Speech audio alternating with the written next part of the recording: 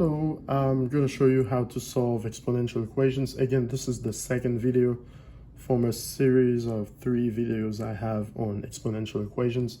Now, previously I showed you that you may try to make, for example, if you have same bases, let's say a to the y, if you see the same bases, therefore you could just say x is equal to y.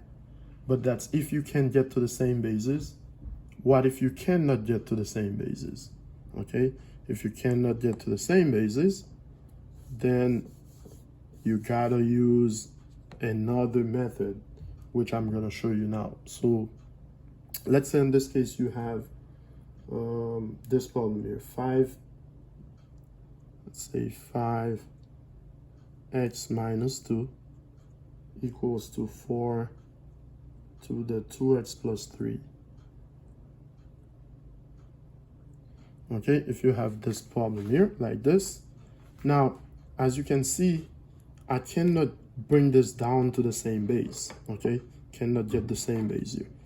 If I cannot get the same base, the one thing I can do here though is taking the natural, because I'm solving for x, right?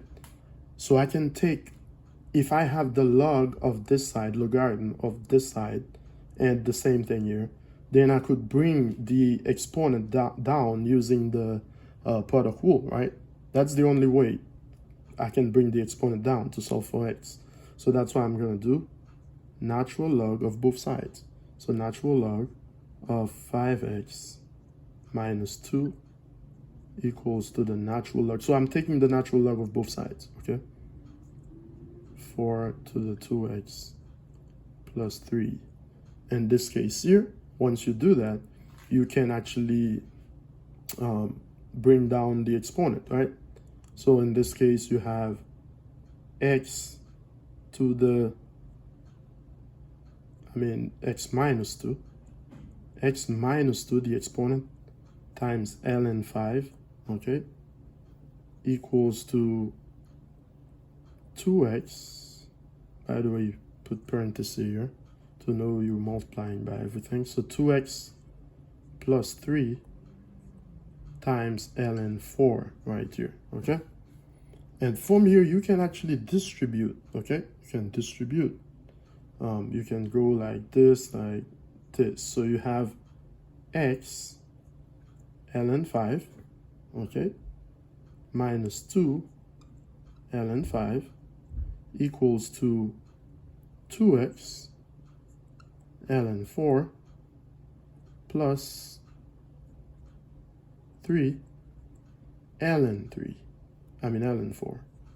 Okay, so from here you can actually, remember, we're solving for x, right? So if I'm solving for x, I need to bring the terms with the x's on the left and the other ones to the right. So I already have x ln 5 here. I'm going to bring this over. So subtracting 2x ln 4 from both sides, I'll get 2x ln 4 right here, minus. So this is gone now. Then equals to, I had 3 ln 4 on this side. I'm going to bring this over there. So I have to add 2 ln 5. So it will be 2 ln 5.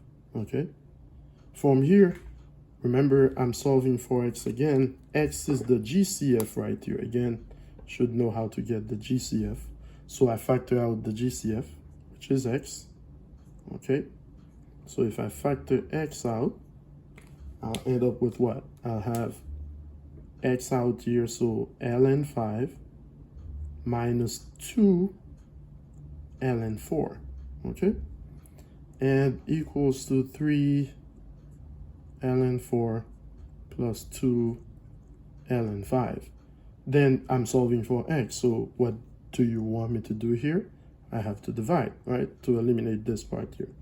I have to divide by ln 5 minus 2 ln 4. Okay, so ln 5 minus 2 ln 4. All right, so from here, Remember, I'm solving for x. Again, since I'm solving for x, I have to cancel this entire thing because it's the same thing. So x is then equal to this side right here, which is 3 ln 4 plus 2 ln 5,